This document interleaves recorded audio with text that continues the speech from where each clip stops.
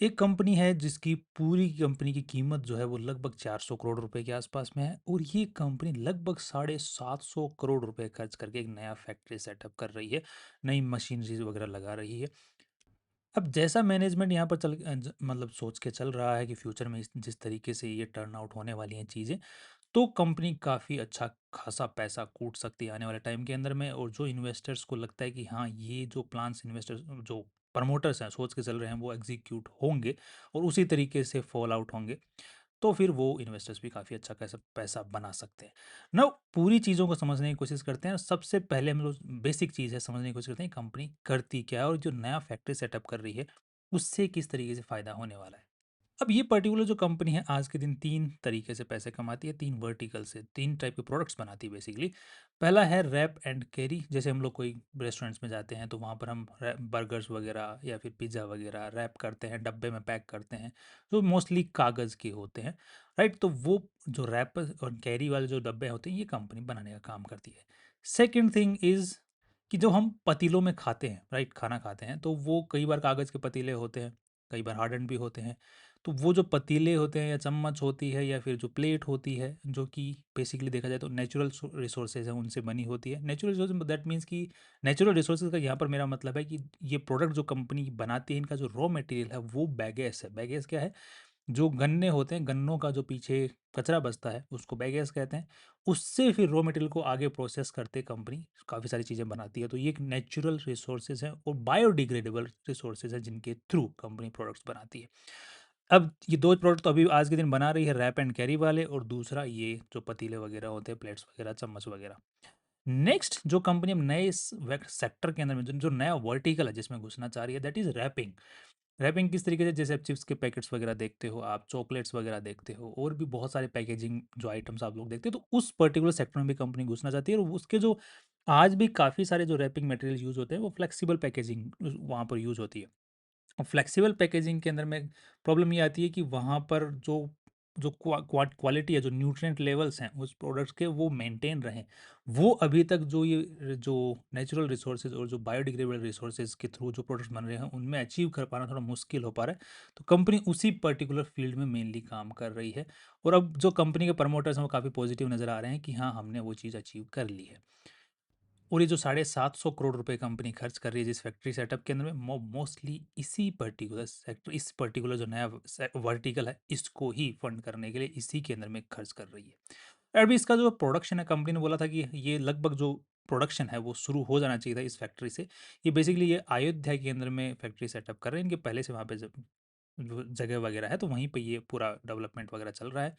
तो ये ऑलरेडी आधे साल से 1 साल के आसपास में ऑलरेडी लेट है, जो इनका रेवेन्यू ऑलरेडी रैंप अप हो जाना चाहिए था। अब ये बोल रहे हैं कि क्वार्टर 3 जो है अभी 2026-27 का, उसमें इनका चालू हो जाएगा, प्रोडक्शन रेवेन्यू आना चालू हो जाएगा। दे आर होपफुल एंड अगले 2 साल के अंदर में लगभग ये दे आर होपफुल कि 70 टू 80% का जो है रेवेन्यू अचीव करना, मतलब जो प्रोडक्शन कैपेसिटी है उसको हम लोग अचीव कर लेंगे जो नई फैक्ट्री सेटअप हो रहा है। नाउ वी नो कि व्हाट कंपनी डज, और कंपनी जो फैक्ट्री सेटअप कर रही है उसके थ्रू कंपनी क्या अचीव करना चाहती है।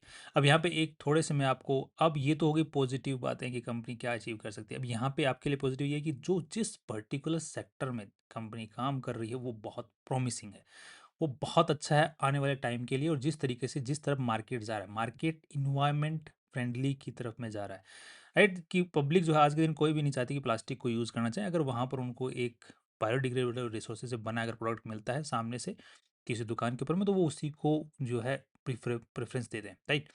तो मार्केट उस साइड जा रहा है, कंपनी भी उस साइड जा रही है और कंपनी के प्रमोटर्स भी काफ़ी पॉजिटिव हैं इस अप्रोच को लेकर के। Now that's positive, right? तो इस पूरे खेल में प्रॉब्लम कहाँ है? अब जैसे ये जो पर्टिकुलर जो प्लान्स वगैरह मैंने आपके साथ में डिस्कस कर रहा हूँ, ये जब स्टार्ट हुए थे, तो यहाँ पर आप लोग उस कंपनी के स्टॉक प्राइस को देखने की कोशिश करोगे, तो लगभग जब सब बातें हो रही थी, मैनेजमेंट काफ़ी पॉजिटिव था and was so energetic about all these things happening and turning around, तो उस वक़्त काफ़ी स्टॉक प्राइस ऊपर की तरफ में भागा। बट बाद में जिस तरीके से फॉल जो होने लगा कि जो चीज़ें हैं वो बिल्कुल सही तरीके से नहीं बैठी, टाइमलाइन के हिसाब से नहीं चली और पैसों की ज़रूरत पड़ी। पहले क्योंकि इनिशियली 500 करोड़ के आसपास का इनिशियल इन्वेस्टमेंट की ज़रूरत पड़ रही थी, बट अभी 750 करोड़ के आसपास में पड़ रही है। अब यहाँ पे जो 750 करोड़ रुपए खर्च हो रहे हैं उसके अंदर में एसबीआई ने भी अच्छी खासी हेल्प की है, जो कि हम लोग यहाँ पर देख सकते हैं। शेयर होल्डिंग पैटर्न्स में डीआईआईज़ में देखने की कोशिश करते हैं तो यहाँ पर एसबीआई ने भी अच्छी खासी हेल्प की हुई है। साथ में जो कंपनी के प्रमोटर्स हैं उन्होंने भी वारंट्स के थ्रू हेल्प की है। 100 करोड़ से 150 करोड़ के आसपास में जो प्रमोटर्स उन्होंने भी खर्च किए। नाउ नेक्स्ट थिंग इज कि कंपनी ने एनसीडी के थ्रू अभी रिसेंट में 375 करोड़ रुपए के आसपास में उठाए हैं। कंपनी का प्लान है लगभग 550 करोड़ रुपए एनसीडी के थ्रू उठाना। एनसीडी होती है नॉन कन्वर्टिबल डिबेंचर्स। ये बेसिकली देखा जाए तो एक लोन होता है जिसका इंटरेस्ट पेमेंट करना पड़ता है। Now that is where the problem is, अगर जैसे प्रमोटर्स मान के चल रहा है कि जिस तरीके से रेवेन्यू आने वाला है, नेट प्रॉफिट जनरेट होने वाला है, एवरीथिंग, अगर वो उस तरीके से नहीं चला, मार्केट नहीं चला या कॉम्पिटिटर्स और आ गए मार्केट में, चाइना ने कुछ माल डंप करना चालू कर दिया और जो मैनेजमेंट मान के चल रहा है वो उस तरीके से नहीं हुआ, तो गड़बड़ हो जाएगी। बिकॉज ये जो एनसीडी के थ्रू जो पैसा उठा रहे हैं उसमें दो ट्रांचेज के थ्रू उठाए जा रहे हैं, मतलब आई मीन 2 सीरीज़ हैं, एक जूनियर सीरीज़, एक सीनियर सीरीज़, जिसके अंदर में बेसिकली जो जूनियर सीरीज़ है उसमें 19.4% का इंटरेस्ट पेमेंट करने वाले हैं, राइट? अब नियो एआईएफ फंड है कोई, राइट? मतलब अल्टरनेट इन्वेस्टमेंट फंड होते हैं जिसके अंदर में इन्वेस्टर्स वगैरह उस फंड में पैसा लगाते हैं, जैसे आप म्यूचुअल फंड में पैसा लगाते हैं उसी तरह एआईएफ में लोग पैसा लगाते हैं। फिर जो एआईएफ के जो फंड मैनेजर्स होते हैं वो इस टाइप के जो प्रोजेक्ट्स होते हैं उनको फंड करते हैं और इसमें अच्छा खासा पैसा कमाते हैं। उन्होंने 19.4% के ऊपर में इस कंपनी ने उनसे एआईएफ वालों से पैसे उठाए हैं, वो जूनियर सीरीज़ के अंदर में, और सीनियर सीरीज़ के अंदर में भी उन्होंने लगभग 11.5% के इंटरेस्ट रेट पे पैसे उठाए हैं, तो मोस्टली जूनियर सीरीज़ से उठाए हैं। अब यहाँ पे ऑन एन एवरेज देखा जाए तो 16% का एवरेज जो है इंटरेस्ट पेमेंट इस कंपनी को करना पड़ेगा। अभी 375 करोड़ रुपए उठाए ना, 540 करोड़ रुपए के आसपास इनको एनसीडी से उठाने हैं, जो कि अभी और पैसे उठाने वाले हैं ऑब्वियसली जैसे जैसे प्रोजेक्ट आगे बढ़ता है। अब इसमें एनसीडी से जब पैसा दिया गया है तो वहाँ पर कुछ ना कुछ गिरवी रखा गया है, राइट? तो गिरवी रखा गया तो यहाँ पर मोस्टली कंपनी के सारे एसेट्स जो अभी हैं और जो आने वाले हैं, जो मूवेबल हैं, जो इमूवेबल्स हैं, चाहे कंपनी का ब्रांड नेम है, ब्रांड इमेज है एंड एनीथिंग एल्स, तो वो सब कुछ इसमें ऐड कर दिया गया है। तो यहाँ पर कंपनी बेसिकली एआईएफ के अंडर में है आज के दिन अगर देखा जाए तो कल को अगर कंपनी नहीं रैंप अप कर पाती है, कुछ भी नहीं कर पाती है, तो ये पूरी की पूरी कंपनी एआईएफ के अंडर में चली जाएगी। मोस्टली हो सकता है कि एनसीएलटी में चला जाए, एनसीएलटी के बाद में जो एसेट्स हैं वो बिक जाए और कंपनी बंद हो जाए। So that can be the case in the future, अगर कंपनी नहीं चली तो। बट अगर चल पड़ी तो डिफरेंट गेम हो जाएगा। अब ये तो है एक प्रॉब्लम कि जो गिरवी रखी जा रही है पूरी company, that is again okay, because project, अब जिस प्रोजेक्ट को चालू कर दिया उसको फंड करने के लिए कहीं से तो पैसा चाहिए होगा, और पैसा चाहिए होगा तो फिर कहीं ना कहीं चीज़ें तो गिरवी रखनी ही पड़ेंगी। अब बैंक पैसे देने को तैयार नहीं है तो एएफ वालों से महंगे तौर के ऊपर में पैसे उठाए जा रहे हैं, तो दैट्स अगेन वो मैनेजमेंट को सही लग रहा है वो कर रही है, और जहाँ से पैसा मिल रहा है वहाँ से वो करने की कोशिश कर रही है, जुगाड़ करने की कोशिश कर रही है, दैट्स ओके। नेक्स्ट, अब यहाँ पे जो और चीज़ें जो नेगेटिव देखने को मिल रही थी, कंपनी जो है ये जो प्रोजेक्ट यहाँ पर कर रही थी, जो मतलब नया फैक्ट्री सेटअप कर रही थी, इसी टाइप से एक यूएस के अंदर में भी ये फैक्ट्री सेटअप कर रहे थे, वहाँ के जो मार्केट है उसको भी कैटर करना चाह रहे थे, बट उस पर्टिकुलर प्रोजेक्ट को इन्होंने पूरा होल्ड पे डाल दिया एज पर लेटेस्ट इन्फॉर्मेशन। अब ये पूरा का पूरा फोकस कर रहे हैं कि पहले अयोध्या वाला जो काम है, जो फैक्ट्री है, वो एक बार रैंप अप हो जाए, वो चालू हो जाए, उसके बाद में जो है हम यूएस वाले चीज़ों के ऊपर में ध्यान देने का चालू स्टार्ट करेंगे वापस से। तो वहाँ पे भी अच्छा खासा खर्चा जो है होल्ड की वजह से हो रहा है, यहाँ पर अच्छा खासा खर्चा हो रहा है, तो पूरा अभी जो है मामला बिगड़ा हुआ है। अब यहाँ पे एक नेगेटिव चीज़ और सामने नजर आ रही है कि जो अभी रिसेंट के अंदर एनडीटीवी के ऊपर में जो कंपनी के मेन प्रमोटर हैं उन्होंने आके इंटरव्यू दिया, तो वहाँ पे उन्होंने काफ़ी चीज़ें बताई, जो कि बोल रहे हैं कि प्रमोटर्स का जो होल्डिंग है अभी आज के दिन 41.65% के आसपास में, जो कि अभी और नीचे जा सकता है, लगभग 38-37 के आसपास में जा सकता है। बट अभी प्रमोटर्स बोलेंगे वारंट्स हमने अच्छे खासे जो है खुद ही वारंट्स के थ्रू पैसा लगाया है कंपनी में, और तो वो जब कन्वर्ट होंगे शेयर्स के अंदर में तो हमारा जो शेयर होल्डिंग है कंपनी के अंदर वापस 48-49% तक पहुंच जाएगा। Now that's positive, that is okay, right? कि प्रमोटर्स भी यहाँ पर अच्छा खासा जो है अपना स्किन इन द गेम रखने की कोशिश कर रहे हैं, दैट्स गुड। ना, अब अगर ये जो प्लान मान के चल रहा है मैनेजमेंट, अगर वो सक्सेसफुल होता है तो कंपनी का रेवेन्यू किस तरीके से बढ़ सकता है और नेट प्रॉफिट्स कब तक आ सकते हैं, उसके बारे में थोड़ा सा डिस्कशन कर लेते हैं, ताकि प्रोजेक्शन करके देख लेते हैं एक रो डेटा के हिसाब से। अब यहाँ पे मैनेजमेंट जिस तरीके से पॉजिटिव चल रहा है कि बोल रहे हैं कि लगभग साल, 1.5 साल या 2 साल के अंदर अंदर में कंपनी का जो प्रोडक्शन है वो लगभग 70 to 80% के ऊपर में चल रहा होगा। तो कंपनी बेसिकली पहले तो क्या करती है, जो पल्प है, पल्प से कागज़ बनता है, कागज़ के जो मेन कागज़ है, उस कागज़ से कंपनी बोल रही है 400 करोड़ से 500 करोड़ तक का रेवेन्यू आ सकता है। फिर उसके ऊपर और प्रोसेसिंग करके फिर उससे फ्लेक्सिबल पैकेजिंग बनेगी, जिससे कि ये जो अपने जो चॉकलेट्स वगैरह, चिप्स वगैरह का जो पैकेजिंग है, इनके ऊपर में ये बनाने वाला है, तो वहाँ से 405 करोड़ 500 करोड़ का रेवेन्यू वहाँ से आ सकता है। पॉजिटिवनेस, ये पॉजिटिवनेस है। तो अगले 2-3 साल का हम लोग मान के चलें, तो अगर लेट्स से कि ये 2 साल बाद में कंपनी का ये जो मैनेजमेंट बोल रहा है उस तरीके से फॉल आउट होता है, बट अभी पता नहीं है किस तरीके से होने वाला है। दो अभी तक जो टाइमलाइन डिस्कस करी की गई थी शुरुआत के अंदर में, जिस तरीके से मैनेजमेंट पहले पॉजिटिव था, उतनी पॉजिटिवनेस अब नहीं है।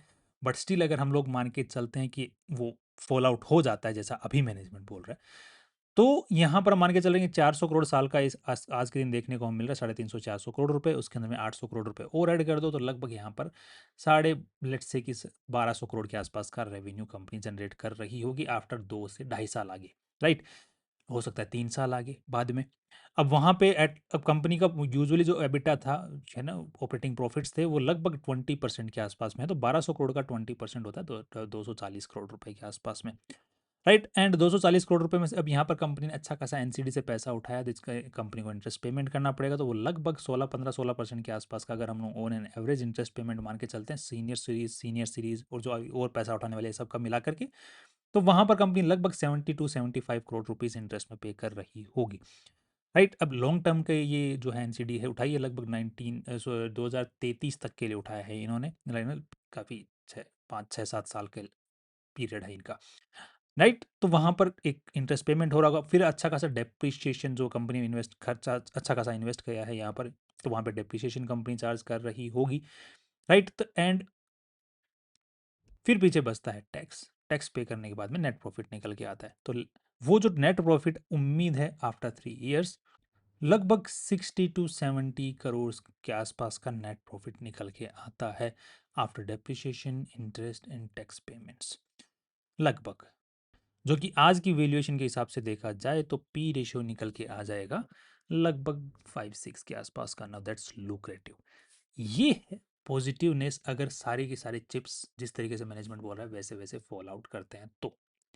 नाउ यहाँ पर अगर इस तरीके से आपको अगर दूसरे तरीके से सोचने की अगर मैं नज़रिया देने की कोशिश करूँ यहाँ पर, तो ये तब पॉसिबल है जब जैसे चिप्स फॉल आउट होती हैं, जैसे सोच रहे हैं, राइट? तो अब उस वक़्त जब मार्केट जब इतना कंपनी पैसा कमा रही होगी, तो वहाँ पर एक जो है कैश फ्लो देखने को मिलेगा कि हाँ, इतना कैश फ्लो है, मार्केट इस साइड जा रहा है और नई-नई कंपनियाँ इनके साथ में जुड़ रही हैं, टाई अप्स कर रही हैं और ज़्यादा पैकेजिंग है, तो उनकी कॉस्ट भी कंपनी जो है premium cost already obviously charge करने वाली है, जो प्लास्टिक के को पैकेजिंग है उनके मुकाबले, राइट? तो यहाँ पर कंपनी का जो पी रेशियो उस वक़्त जो चल रहा होगा, मान के चलो आराम से जो है आज की जो कागज़ की कंपनियों का पी रेशियो चल रहा है, वो लगभग 30 के आसपास का चल रहा है। तो उस हिसाब से कंपनी का जो स्टॉक प्राइस है यहाँ से 5 से 6 गुना ऊपर तक चलता हुआ आप लोग आराम से देख सकते हैं। फिर कंपनी जैसे ही बोल रही है कि ये वाली जैसी चीज़ें कंप्लीट हो जाती हैं, उसके बाद में यूएस वाली सब्सिडियरी उसके ऊपर में काम करने वाले हैं। नाउ उसके ऊपर में जैसे ही काम करने की कोशिश करेगी, तो यहाँ पर एक मार्केट को एक अगेन पॉजिटिवनेस देखने को मिलेगी कि ये ऑलरेडी जो मैनेजमेंट है उन्होंने अपने प्रूव कर दिया है ऑलरेडी अयोध्या के अंदर में। So now they will be gaining more profit, और मतलब सपोर्ट जो है इन्वेस्टर्स की तरफ से इनको वहाँ पे मिलेगा, जो कि कंपनी को अगेन एक पॉजिटिवनेस देगा और इन्वेस्टर्स में एक पॉजिटिव वाइब क्रिएट करेगा, तो जिसको कि स्टॉक प्राइस को और ऊपर की तरफ में पुश कर सकता है। Now those are positive things, this is the positive thing, those are the positive things. Next जो पॉजिटिव थिंग निकल के आ रही है कि जो AIF है, उसने अच्छा खासा पैसा लगाया है, वो भी नहीं चाहता कि उनका उसका पैसा डूबे। वो भी चाहता है कि कंपनी सक्सेसफुल हो, ताकि उसका इंटरेस्ट पेमेंट अच्छा खासा निकल के आए और उसको लास्ट में जो प्रिंसिपल पेमेंट भी वापस मिले, और अल्टीमेटली वो भी इन्वेस्ट करना कोशिश, वो तो यही कोशिश करेगा कि यार क्यों कंपनी को लिक्विडेशन में लेके जाना, और वहाँ से पता चल रहा है कि पैसा भी डूब, आधा थोड़ा बहुत पैसा भी डूब रहा है, राइट? तो वो भी इसको सपोर्ट करने की कोशिश करेगा, और स्टॉक प्राइस को हो सकता है कि वो थोड़ा सा स्टेबलाइज करने की भी कोशिश करें अपने एंड से। ना that's also a positive thing, मतलब एज ए ऑपरेटर का रोल प्ले करें, not directly, but we can hope so कि वो करें, तो इन्वेस्टर्स को अच्छी उम्मीद है कि क्या कर दें, क्या पता, राइट? नेक्स्ट SBI पॉजिटिव है, प्रमोटर्स पॉजिटिव हैं, नियो वाले पॉजिटिव हैं कंपनी के फ्यूचर को लेकर के। प्रमोटर्स पॉजिटिव नज़र आ ही रहे हैं, जिस पर्टिकुलर कंपनी में काम करे सेक्टर में वो पॉजिटिव है ही। अच्छे जो है पॉजिटिव रीजंस निकलने को देखने को मिल रहे हैं। तो अब यहाँ पे रिस्क है, रिस्क यही है कि जो मेन रिस्क है बस वो यही मेनली जो नज़र आ रहा है वो दैट इज़ कि बस वो चिप्स जैसा प्रमोटर मान के चल रहे हैं वैसे फॉल आउट कर जाए। और लगभग जो है 2-3 साल आगे तक जिस तरीके से मैनेजमेंट सोच के चल रहा है वो वैसे ही निकल जाएँ। अब दैट्स द मेन, अब 2-3 साल का यहाँ पर जो है वो थोड़ा-सा दिक्कत भरा सीन है। अब अगर मार्केट को, अब ध्यान रखिए कि आपको लग रहा है कि मैं 2-3 साल इंतज़ार कर लूँ, उसके बाद में मैं इन्वेस्ट करने के बारे में सोचूँगा, तो ध्यान रखिए कि मार्केट हमेशा फ्यूचर को देख के चलता है। अगर मार्केट को पहले ही पॉजिटिवनेस, अब आपको तो पता है पॉजिटिवनेस कब नज़र आएगी, जब ऑलरेडी पॉजिटिव चीज़ें फॉल आउट होना चालू हो जाएँगी। मार्केट को अंदर की खबर होती है और वो उसको पहले से पता होता है, तो आप जब पॉजिटिवनेस मार्केट में आएगी तब तक ऑलरेडी स्टॉक प्राइस भाग चुका होगा। तो यूजुअली खोटे सिक्के पे पैसा लगाना पड़ता है ताकि वो सोना बदले। तो अब यहाँ पे काइंड ऑफ ये रिस्क है कॉइन उछालने जैसा, तो निकल भी पड़ सकती है, एनसीएलटी में भी जा सकती है आने वाले टाइम के अंदर में, अगर चीज़ें वैसे फॉल आउट नहीं हुई तो वो दोनों ही केस हैं, बट जो पॉजिटिवनेस है वो चीज़ें मतलब पॉजिटिवली फॉल आउट होने की तरफ में ज़्यादा झुक रही है यहाँ पर, ऐसा नज़र आ रहा है पर्टिकुलरली।